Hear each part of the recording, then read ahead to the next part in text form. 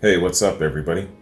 Gonna do a classic rock reaction, man. This is an album reaction, and it's an album reaction featuring the music of Jethro Tull. The album is Thick as a Brick, and I know that it is a continuous piece of music, but split in two sides. So this is coming from me by a link sent to me from Fort Prefect. And what I'm going to do is I'm going to basically, it's going to be a full album reaction the way I treat most full albums, being 2, maybe 3 videos. So side 1, side 2, and then my review at the back end. I try to attach the review on the back end of side 2, but for the purposes of YouTube, more than half the time it gets blocked. So then I have to break it into 3 videos, and it usually has a much better chance, in part anyway. Or sometimes it surprises me and I get all of it up. So let's hope so, man. This is Jethro Tull. Definitely, if there was any artist that I would give the Led Zeppelin treatment to, would be these guys for sure, man. That's how much I like them. And I promise I'm not even going to mention the fact that they are not in the Rock and Roll Hall of Fame, and my total disdain and distaste for the Rock and Roll Hall of Fame for that. I won't even mention it, okay? So let's hit up side 1. Thick as a Brick. One of my favorite frontmen, Ian Anderson. Thick as a Brick, side 1. Let's get it.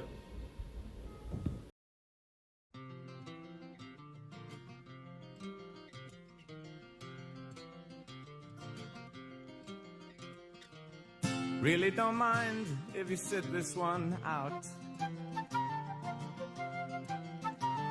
My words but a whisper, your deafness a shout. I may make you feel, but I can't make you think. Your sperm's in the gutter, your love's in the sink. So you ride yourselves over the fields, and you make all your animal deals, and your wise men don't know how it feels to be thick as a brick.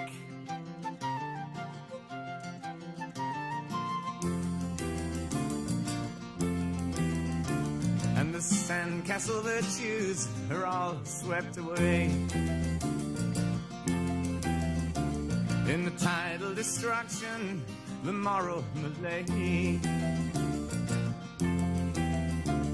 The elastic retreat rings the close of play as the last wave uncovers the newfangled way. But your new shoes are worn at the heels, and your suntan is rapidly real, and your wise men don't know how it feels to be thick as a brick.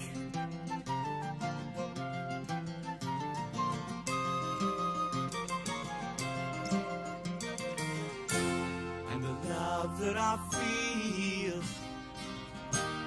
is so far away. I'm a bad dream that I just had today.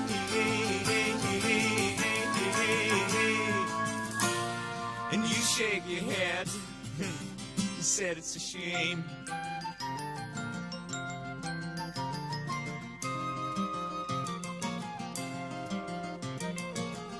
Spin me back down the years and the days of my youth. Draw the lace and black curtains and shut out the whole truth. Spin me down the long ages, let them sing the song.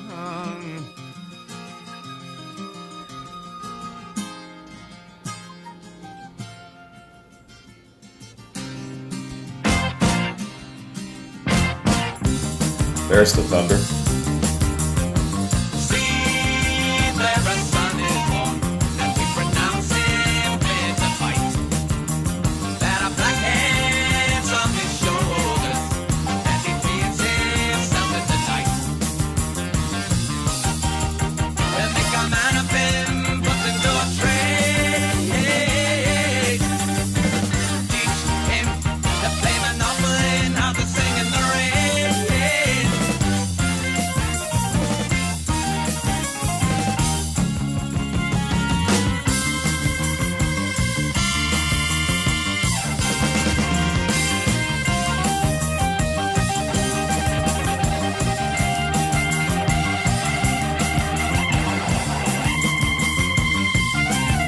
You can totally visualize this guy's life just spreading out in front of you, just with the musicianship and the instrumentals alone.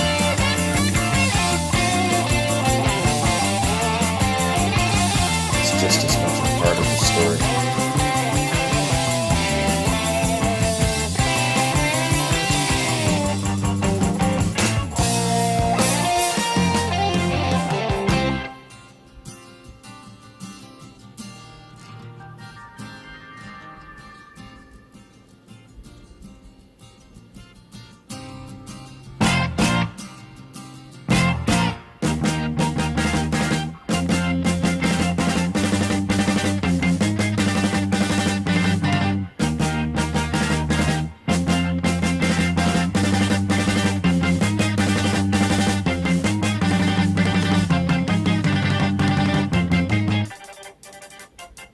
Excellent. The platform of classic rock allows an artist to say so much, probably more than any other genre specific.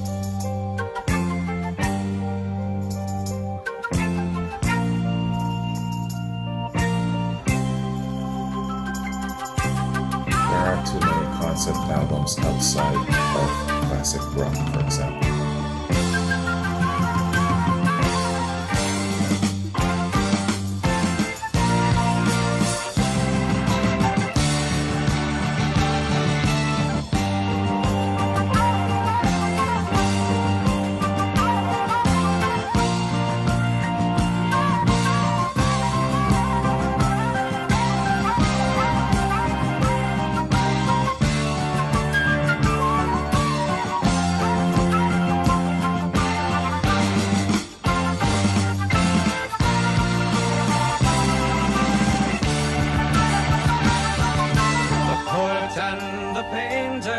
Casting shadows on the water as the sun plays on the infantry returning from the sea.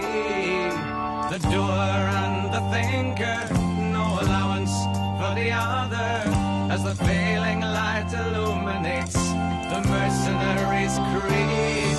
A home fire burning, the kettle almost boiling, but the master of the house is far away. The forest is stamping, their warm breath clouding in the sharp and frosty morning of the day. And the poet lifts his pen while the soldier sheathes his sword. And the youngest of the family is moving with authority, building castles by the sea. He dares the tardy tide to watch them all aside.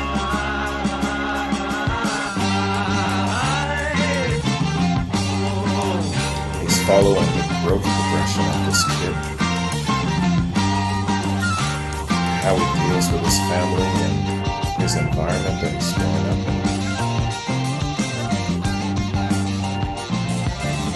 Where do you rate Ian among the great storytellers in rock and roll or altogether in music? Let me know. He's in my top 5 easy.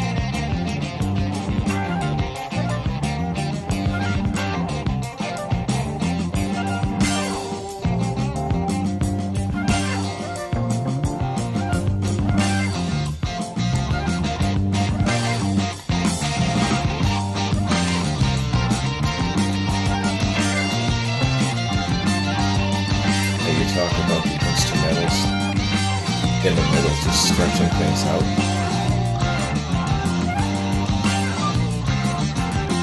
These guys are great.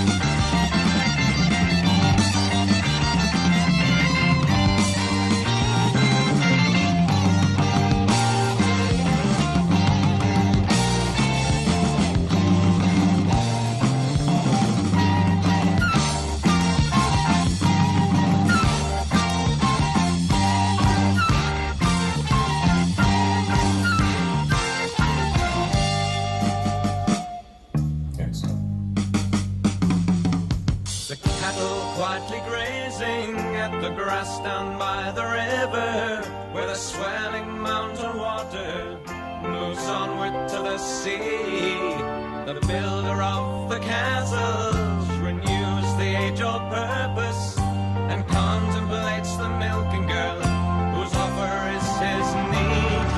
The young men of the household have all gone into service and are not to be expected for a year. The innocent young master, thoughts moving ever faster, has formed a plan to change the man he sees. And the poet shapes his pen, what so delicts his sword. And the oldest of the family is moving with authority, coming from across the sea. He challenges the sun, but puts him to the run.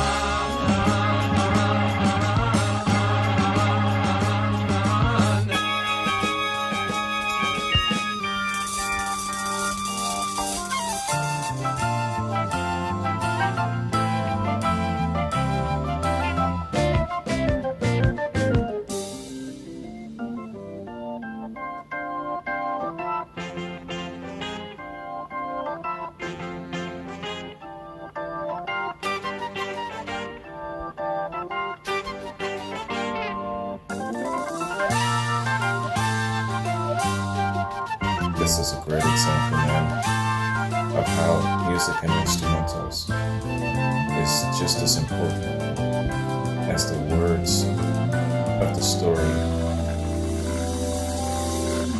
because you can visualize this kid. What do you do when the old man's gone? Do you wanna be his? And your real self sing a song. Do you wanna free it?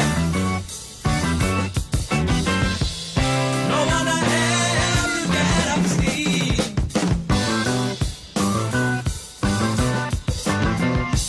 And the world won't have you we are be.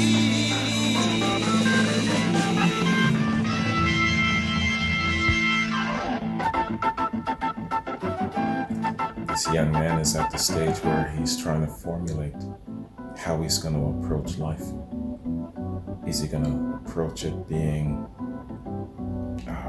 optimistic? Is he going to be more pessimistic? Is he going to be more cynical?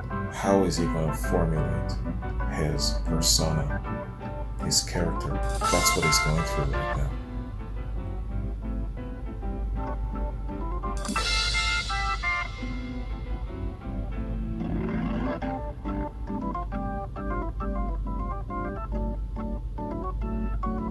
I don't think he's gonna go through it just deciding to be angry all the time.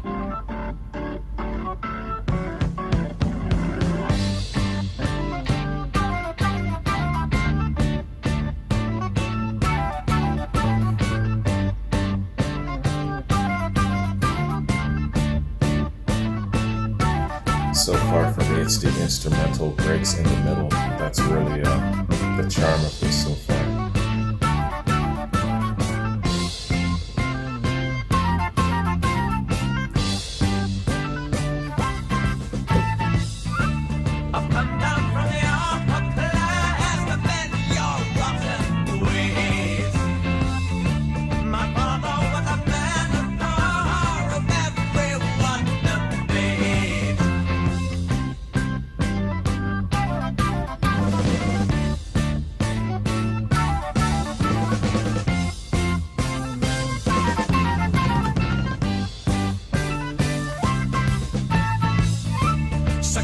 know you're criminals. I've got to put you straight. Just like I did with my old man 20 years too late.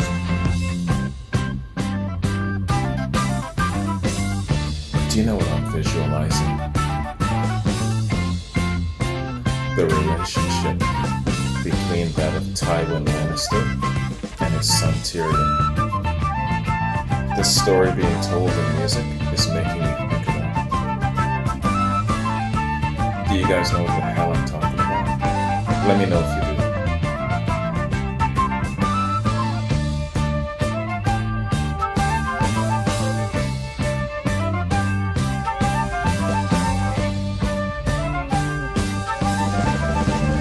I love these instrumental beats and everything. Makes you think.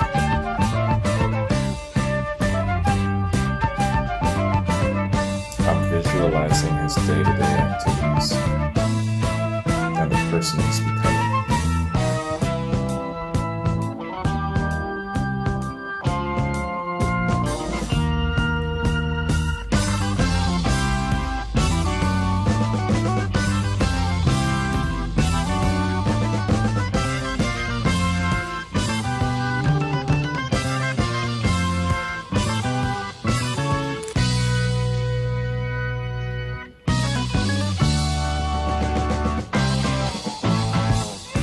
Your bread and water's going cold. Your hair is short and neat. I'll chop you all and make them sure that no one judges me.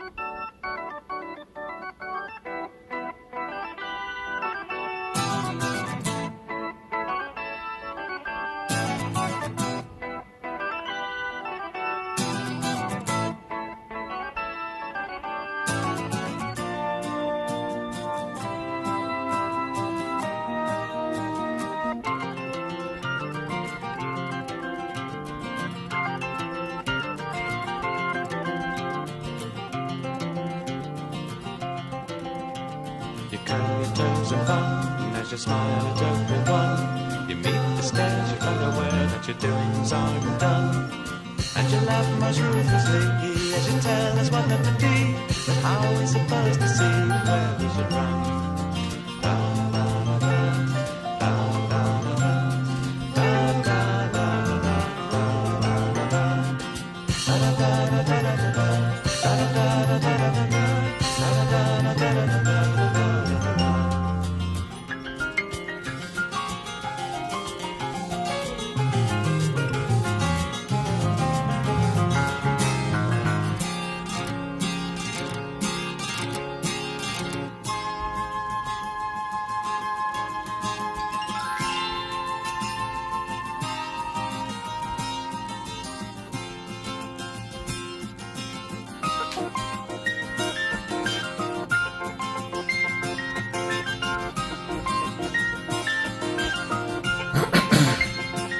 I see you shuffle in the courtroom with your rings upon your fingers and your downy little sideys and your silver buckle shoes.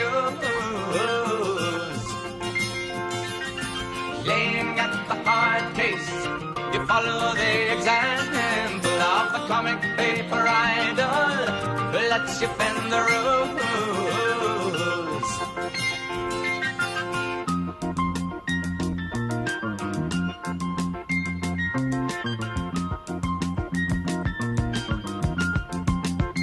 It's telling you how he's become now that he's become. He isn't just ruthless like his father, but he's crafty, hides his anger. He might be a schemer, a charming one. a crooks and show us all the way. Well, make your will and testament. I want you to join your local government. We'll have Superman for president. Let Robin save the day. You put your bet on number one and it comes up every time. The other kids have all back down and they put you first in line. So you finally ask yourself just how big you are. And you take your place in a wiser world of bigger moon to card. Now you wonder who to call on. This is from a third-person perspective.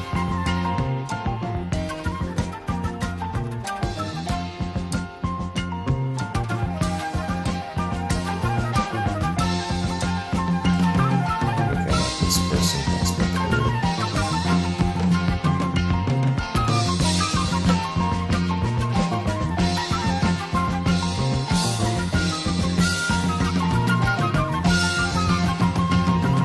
So where the hell was Biggles when you needed him last Saturday? And where are all the sportsmen who always pull you through? They're all resting down in Cornwall, writing up the memoirs, not a paperback edition of the Boy Scout Manual.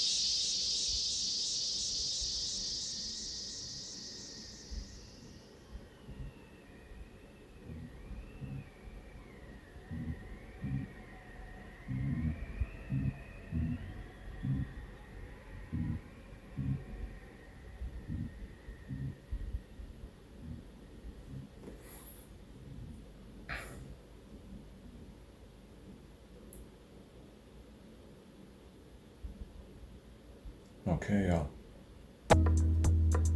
so that's the end of side one, man.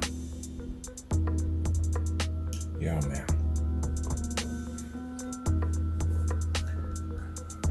What I was thinking about, a lot of things during the course of this, trying to follow the story of this man, this young man, coming of age and who he's going to formulate himself to become based on his the influences and his surroundings of growing up. Very, very interesting. And what I was really thinking about was how great Jethro Tull is to be able to give us a concept album of sorts. Concept albums are things that only the most creative and talented of musicians and bands can produce and give you, man. Let me tell you, I'm thinking about the great candidates out there that can give you a great concept album. The likes of Jethro Tull, the likes of the Beatles, the Who, Led Zeppelin would give us a great concept album, and a number of other artists, But yeah, the concept album to me represents a standard of creativity that is just all the way up here. And you would agree with me, I'm sure, that not every artist could give you a good concept album. They can probably give you a concept album, but source, I'm talking about a good concept album. Shit that you will really get, that you'll be able to follow, formulate the story through the use of their musicianship, through the use of the instrumental stretching out, because the instrumentals is just as much a part of the story as the actual story and the verbiage being delivered. Good example of that, probably one of my best examples of that, is Baitor and the Snow Dog from Rush. And that part in the middle, the instrumental, what is taking place there is that there's a formation going on before the battle. That structuring and that putting in place of those things for a great battle. The musicianship in between that shit is stretching out and laying that foundation for it. And you, as the listener, you're visualizing all of this stuff going on in your head. One of the best examples of how music is so integral and important to formulating the story in your mind. Words aren't needed because the music is creating that for you. That one of those things is probably on the top priority of what makes a concept album a great concept album. And like I said, very few bands can probably produce a great concept album because of all those elements that's required for the audience to create a great picture in their minds. Another fantastic candidate for this would be Pink Floyd. Oh, the cerebral poets of rock, giving you a concept album. Now, I know that they've done Wish You Were Here in speaking about their previous band member, Syd Barrett, and things of that sort, but it's more a personal testimony based on experience, observation, and reflection. But so just from that alone is enough to let you know that these guys could give you a great concept album. Anyway, I'm talking about the greats, and I'm also talking about the platform of rock and roll. I believe, and some people have torn strips off my ass for saying it, I'm going to say it though. I have liquid courage, so I'm going to say it. I believe that the platform of rock and roll allows the artist to say so much more than any other genre specific. Correct me if I'm wrong. Let me know if you agree with me. If you disagree with me, that's fine.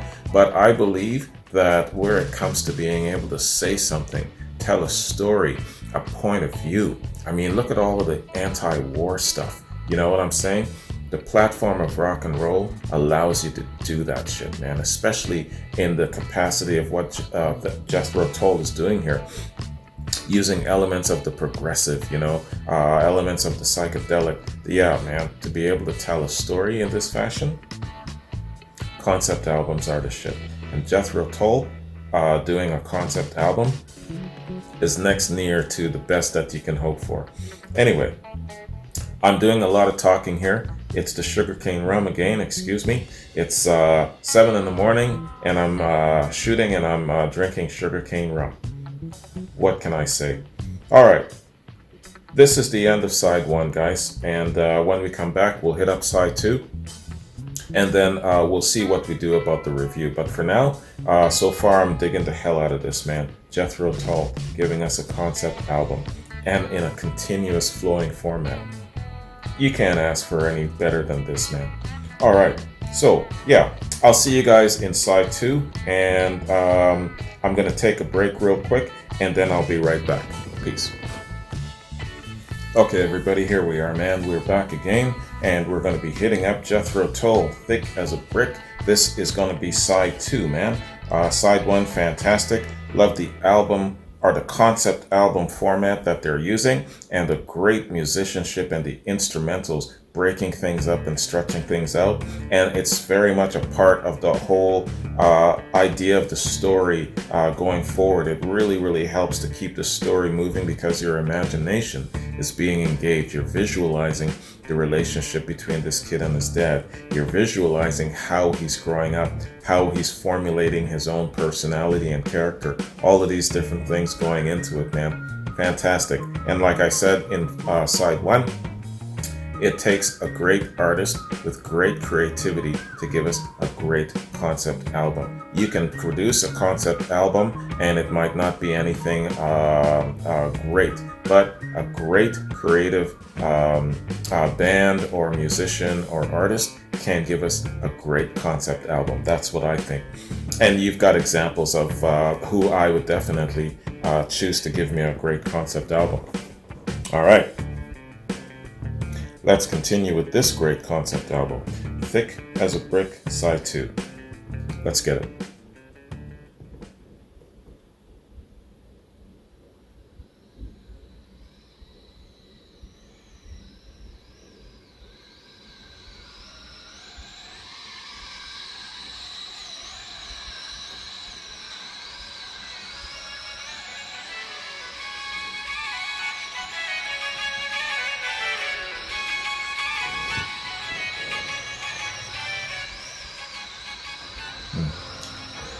Cheers. Toast your spark.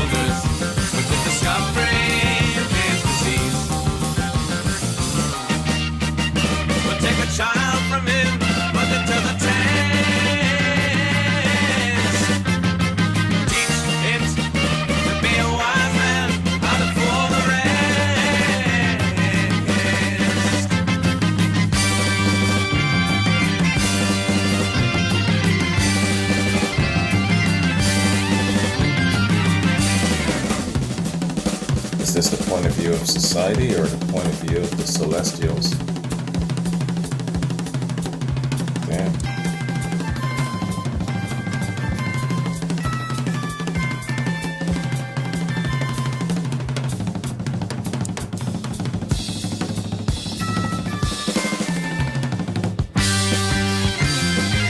Outstanding.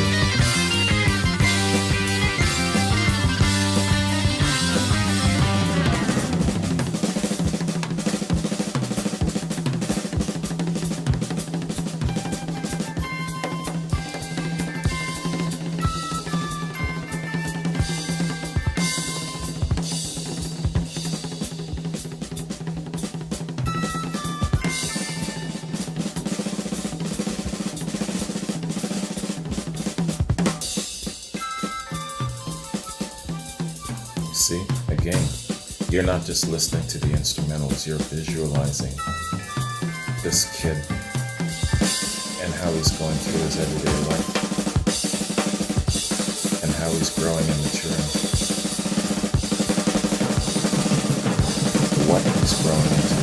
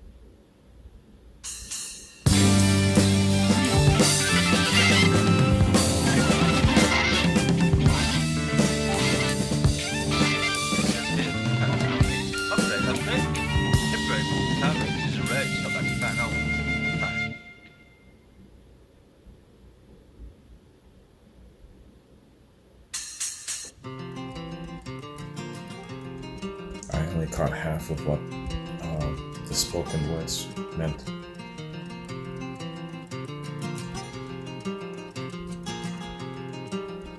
In the clear white circles of morning wonder, I take my place with the Lord of the Hills, and the blue-eyed soldiers stand slightly discolored in neat little rows sporting canvas frills.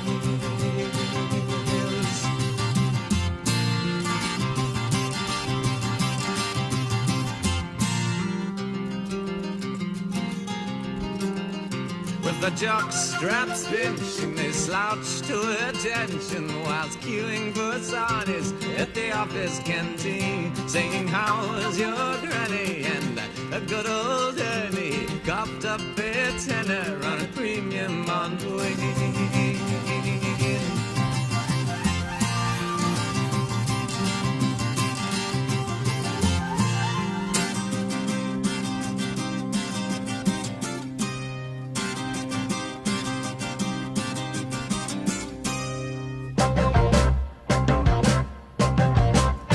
The use of his flute and the acoustics are so good here for the concept album.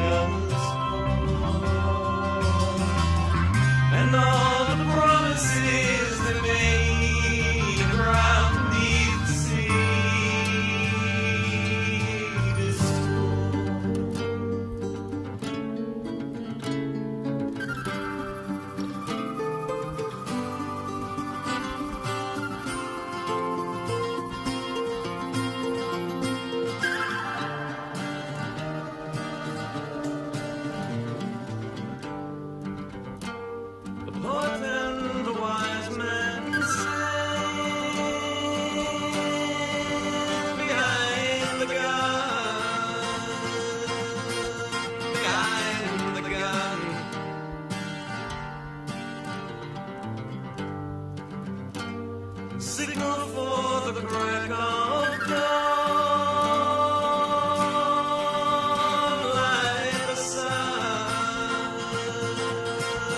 light the sun.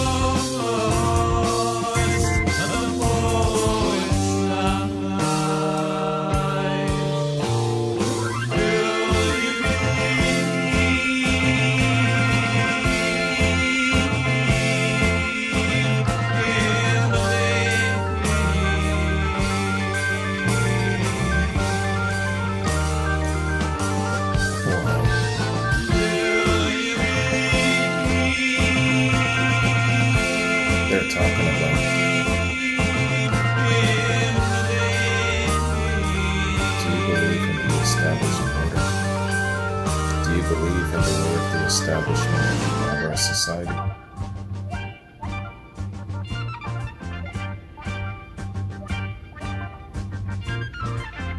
Or do you have more of a little bit of a rebellious attitude towards it?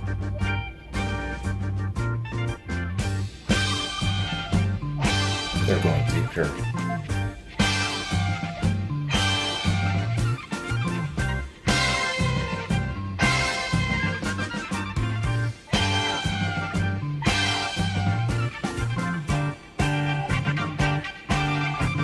It is instrumentals, man.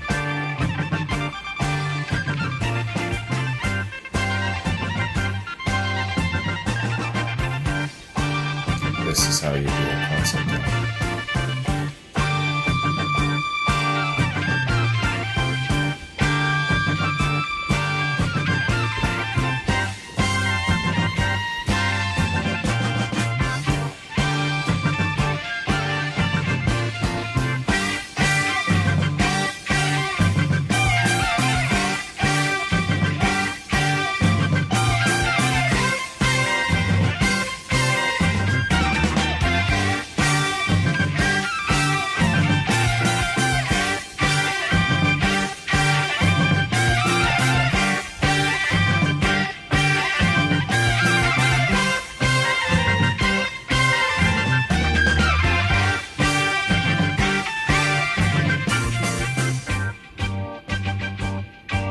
These instrumentals have me visualizing and playing out these scenarios in my mind.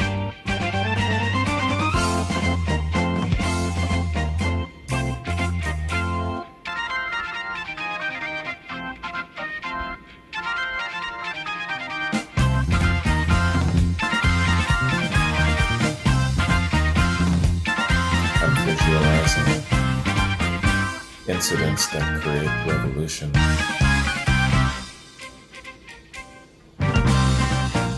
Let me tell you the tale of your life, of your love and the cut of the knife, the tireless oppression, the wisdom instilled, the desire to care and be killed. Well, let me sing of the beautiful line in the street as the last bus goes by. The pavements are empty, the gutters run red while the full ghost is gone in the sky.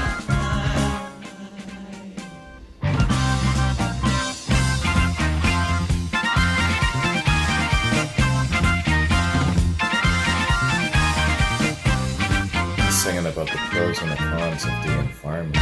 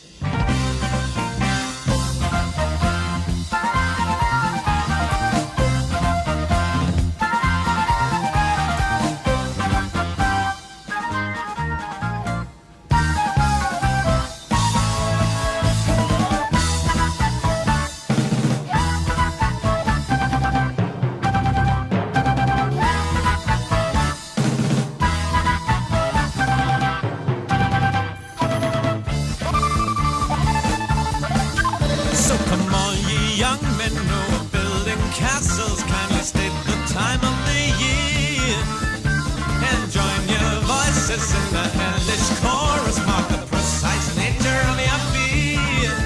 See the summer lightning cast its bolts upon you, and the hour of judgment draweth near. Would you be the fool stood in the suit of armor, otherwise a man who rushes clear? Wow.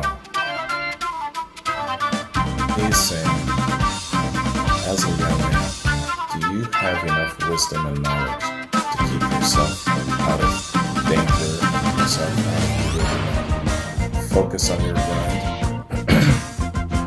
and to become successful in spite of all of the obstacles in your way. It's a Come on, challenge. you child of heroes, won't you rise from the pages of your comic books, your super crooks, and show us all the way? Well, make your will and testament, won't you join your local government? We'll have Superman for president, let Robin save the day.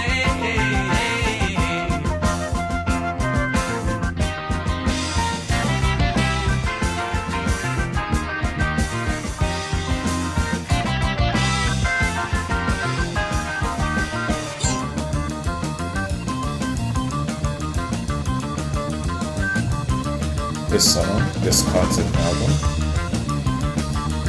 even though Where the hell was Biggles when you needed him last Saturday? And where are all the sportsmen who always pull you through?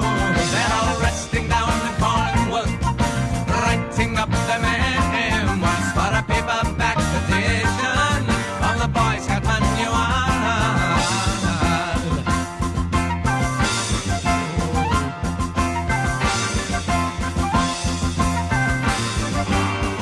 So even though this is mainly about a young man growing up and who he's becoming and what he is attempting to achieve, it's also talking about the atmosphere around him, the things that could trip him up,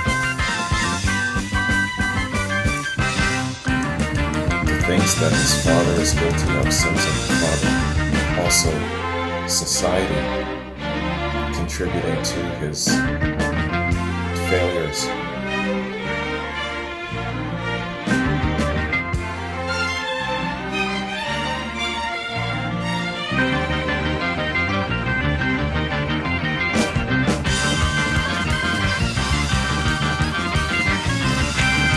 And these instrumental breaks just get me, man.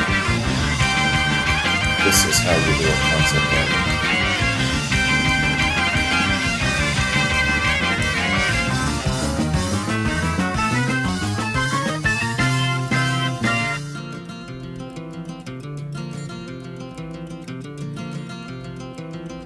So you ride yourselves over the fields,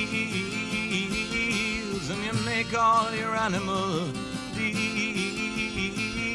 and your wise men don't know how it feels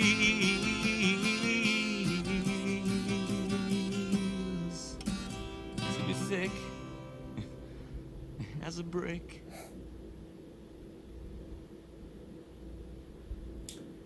He's just poking fun. Thick as a brick is basically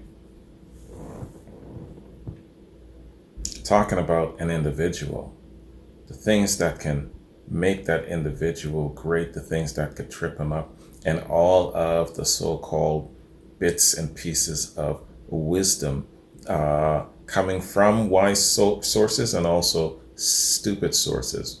And those stupid sources would be thick as a brick. This is how you do a concept album, man. Not only are you telling a story, but you are basically expanding it, talking about all of the different things that contribute to it. Let me tell you, not everyone can do a great concept album and give you this expanded overview of things. This is going right into the brain of Ian Anderson, man, and he is giving you an idea of what it's like to be him, what it's like to create, how he goes about thinking about things. You take one grain of focus, being that young man, and then you're infusing all of these other elements and expanding and bringing him into adulthood. Damn. This was the shit. I put this concept album up there, rubbing shoulders with that of Tommy, rubbing shoulders with that of Quadrophenia, Abigail, all of these great concept albums so far that I've heard, and many more that hopefully exist that I've yet to get to, but for different reasons. I mean, when you're talking about The Who, for example, they've got a different way about telling the story. They've got also their harmonizing and everything like that makes it quite interesting. They've got the repetitive triple drumming of Keith Moon, so there's different elements comparing, let's say, this to what The Who does. But where it comes to quality and where it comes to greatness, shoulder to shoulder. Yeah, maybe The Who might have a little bit more of a commercial pop appeal. But this, though, you would go back to this shit and you would listen again and again and again and again, picking up a lot of things that you've missed along the way. It's just as charming, just as intriguing. And on a level of great creativity, like I talked about, you've got the Led Zeppelins, you've got the Pink Floyds, you've got the Queen. Man, they would give a great concept album. So let me tell you, if I was King Wayne, right, and I had the ability to have control over these great rock artists, I would say, okay, I want a concept album from every single one of you and make it a double. You know what I mean? That's what I would do if I was King Wayne. All right, man. So this is the end of side 2. Let's take a quick break, and then we'll come back for the review. See you in a sec. Okay, y'all. Let's do a review, man, of this excellent concept album of this fantastic rock and roll band, Jethro Tull. So, Thick as a Brick. Thick as a Brick is the 5th studio album by British rock band Jethro Tull, released in March of '72. The album contains a continuous piece of music, split over 2 sides of an LP record, and is a parody of the concept album genre. The original packaging, designed like a newspaper, claims the album to be a musical adaptation of an epic poem by fictional 8-year-old genius Gerald Bostock, though the lyrics were actually written by the band's frontman Ian Anderson. Genius. The album was recorded in late '71, featuring music composed by Anderson and arranged with the contribution of all band members. The album was the first to include drummer Barrymore Barlow, replacing the band's previous drummer, Clive Bunker. The live show promoting the album included the playing of the full suite with various comic interludes. Thick as a Brick is considered by critics to be the first Jethro Tull release to entirely consist of progressive rock music. Wow. It received mixed reviews upon its release, but was a commercial success. It received mixed reviews, but was a commercial success and topped various charts in '72. Today, it's regarded as a classic of progressive rock and has received several accolades. Anderson produced a follow-up to the album in 2012, focusing on the adult life of the fictional Gerald Bostock. Okay. That'd be interesting. I gotta look into that. Okay, background. Jethro Tull's frontman and songwriter Ian Anderson was surprised when critics called the band's previous album, Aqualung, a concept album. He rejected this, thinking it was simply a collection of songs. So in response, he decided to come up with something that really is the mother of all concept albums. Taking the surreal English humor of Monty Python as an as an influence, he began to write a piece that would combine complex music with a sense of humor, with the idea it would poke light-hearted fun at the band, the audience, and the music critics. Music critics, yeah, man. Write a concept album just on that alone. I would love to contribute some of my views to that concept album. Alright, he also intended to satirize the progressive rock genre that was popular at the time. His wife Jenny was also an inspiration, whom he credited to have devised the character and lyrics to Aqualung. She had written a letter to Anderson while he was away touring the album, 10 lines from which Anderson used as inspiration for the new material. Anderson has also said that the album was a spoof to the albums of Yes and Emerson, Lake and Palmer, much like what the movie Airplane had been to Airport, and later remarked that it was a bit of a satire about the whole concept of grand rock-based concept albums. Although Anderson wrote all the music and lyrics, he co-credited the writing to a fictional schoolboy named Gerald Bostock. The humor was supple enough that some fans believed that Bostock was real. Receiving the 40th anniversary reissue, Noel Murray suggested that many listeners of the original album missed the joke. Are you one of those listeners? Let me know if you are. When this first came out, for the longest time, or for how long were you thinking that Gerald Bostock was real? He was somebody who was real that was credited. Let me know about that. Musical style. Thick as a Brick was viewed by some critics as Jethro Tull's first progressive rock album.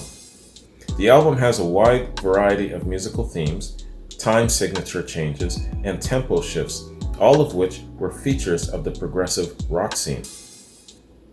Fantastic, I loved it all. Although the finished album runs as one continuous piece, it's made up of a medley of individual songs that run into each other, none of which individually last more than 3 to 5 minutes. Parts of the suite blend classical and folk music into the typical rock music framework. The album prominently features flute, acoustic and electric guitars, and Hammond organ, which had been used previously, but the instrumentation includes a harpsichord, xylophone, timpani, violin, lute, trumpet, saxophone, and a string section, all uncommon in the band's earlier blues-inspired rock. Okay, I'm going to have to Google what a harpsichord is, a timpani is, and a lute. Okay. Anderson later said that the lyrics were partly derived from his own childhood experiences, though the overall theme was Bostock's attempt to make sense of life from his point of view. That's what I got. Excellent. Critical reception. Oh, Yo, man, I can't read all of this shit. This is a lot of, man, critics got a lot to say. Holy. Okay, I'll just read some. Okay, some contemporaries and then some retrospective. Critical reception. Contemporary reviews were mixed. Chris Welsh of Melody Maker praised the musicianship of the band and Anderson's flute playing, writing also that the joke at the expense of a local newspaper wears thin rather rapidly, but should not detract from the obvious amount of thought and work that has gone into the production of Thick. He described the music as a creative effort where the ideas flow in superabundance, but that needs time to absorb, and heard out of context of their highly visual stage act does not have such immediate appeal. Unquote. In other words, it took him a while to piece it all together. Tony Tyler, in his review for New Musical Express, generally appreciated the construction of the suites and arrangements, but he had doubts about the album's possible success. He called Thick as a Brick Jethro Tull's own stand or fall epic after the lines of Tommy, and an assault on the mediocrity and harshness of lower middle class existence in 70s Britain, unquote. Well, to put it to you straight, Tony, you were wrong. It was a commercial success. Ben Gerson in Rolling Stone magazine called Thick as a Brick one of rock's most sophisticated and groundbreaking products. Going further, the reviewer stated, quote, Martin Berry's guitar and John Evans' keyboards especially shine, and Ian's singing is no longer abrasive. I don't remember a time where I ever found his singing abrasive. What's he talking about? Is he talking about a specific album? A certain period of time when they were first starting out and formulating their sound? What's he talking about here? Whether or not Thick as a Brick is an isolated experiment, it's nice to know that someone in rock has ambitions beyond the 4 or 5 minute conventional track and has the intelligence to carry out his intentions in all their intricacy with considerable grace. Oh my goodness. My words, exactly. Don't tell me that this is Rolling Stone. Oh shit. Don't tell me that I gotta agree with these motherfuckers. Yeah, it's Ben Gerson of Rolling Stone. Okay, I bite my tongue. Alright, Rolling Stone, I agree with your ass. Yo. Oh well. Leopards can't change their spots. Retrospective reviews have been positive. AllMusic wrote that Jethro Tull's first LP length epic is a masterpiece in the annals of progressive rock and one of the few works of its kind that still holds up decades later.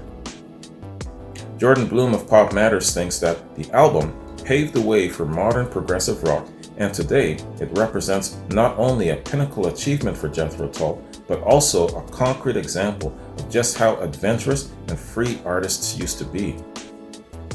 Yeah, man. All right. That was excellent. Good reviews there. AllMusic and Jordan Bloom, Pop Matters.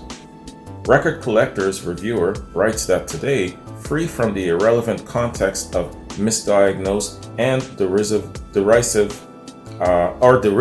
that dogged it on its original release, the album sounds like nothing less than an Olympian feat of composition and musicianship.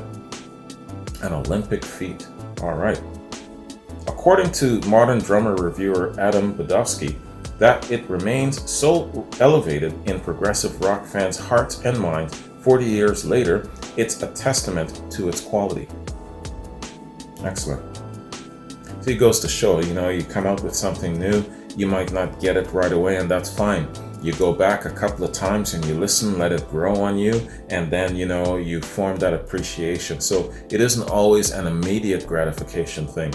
And, so a number of these guys here were very wise about that. So I'm giving reviewers their critics their props here. In 2014, Progressive Magazine listed Thick as a Brick at number 5 in the list of the 100 greatest progressive albums of all time. Number 5. Voted by its readers. Sorry, I'm still drunk. I'm still coming down from my sugarcane fix. Rolling Stone listed the album at number 7 in their top 50 progressive albums of all time. Thick as a Brick is ranked number 3 in the user-managed website Progressive Archive's top albums list, with an average rank of 4.64 stars out of 5. Rush's Geddy Lee has said Thick as a Brick is one of his favorite albums, as has Iron Maiden's Steve Harris.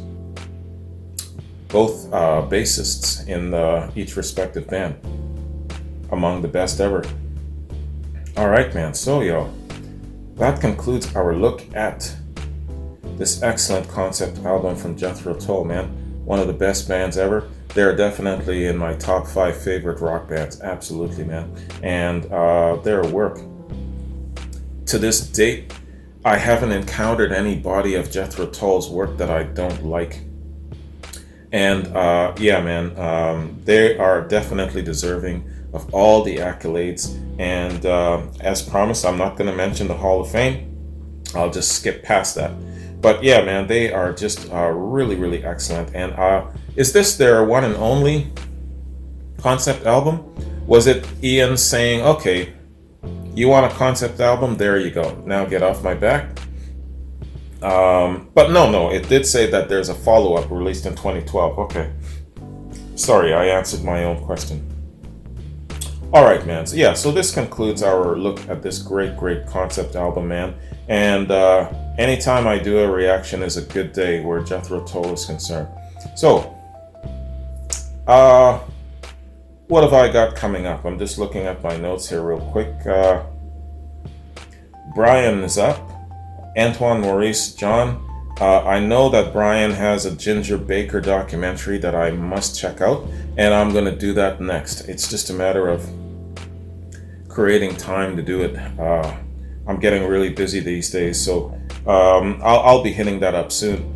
The Led Zeppelin factor. The next Led Zeppelin project will be Physical Graffiti. That's the double album, and that'll conclude my.